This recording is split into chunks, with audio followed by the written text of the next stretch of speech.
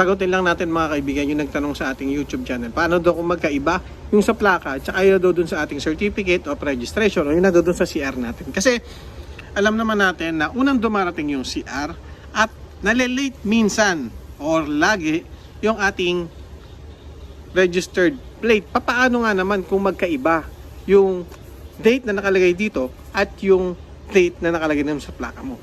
Mga kaibigan, lagi yung tatandaan na ang isang rehistro ay dapat 1 year lang po yung expiration yan. So ngayon, ang dapat natin tandaan mga kaibigan ay tingnan muna natin kung ano na doon sa ating certificate of registration. So sample na natin ito. Ang nakalagay dyan ay 04/01/2024. So ibig sabihin, dapat ngayong or noong nakarang April 2025 maparehistro na to. Okay? So dapat ganun ang mangyayari. Pero dahil late dumating yung plaka ko, ang gagawin ko mga kaibigan ipaparehistro ko pa rin siya ng April. At ngayon, dahil ang 6 ay lumalabas to ay June,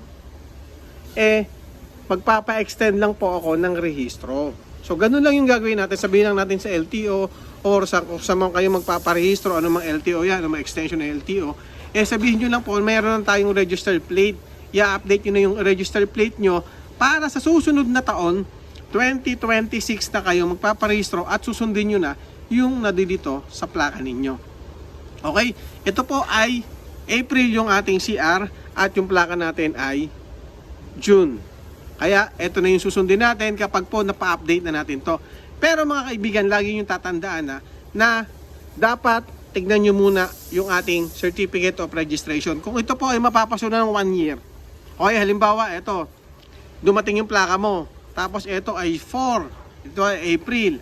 Ngayon, hindi mo siya pwedeng iparehistro ng June. Kasi nga po, 1 year lang yung validity ng ating rehistro. Kung hindi mo siya ipaparehistro ng April, unregistered po tayo at pwede tayong mahuli matikitan ng unregistered na 10,000 hanggang 12,000 po ang penalty. Kasi ang alam natin or pagkakaintindi natin, ang sinusunod natin yung plaka. Okay? So, hindi nyo po susundin yung plaka kung magkaiba po kayo dito sa ating CR.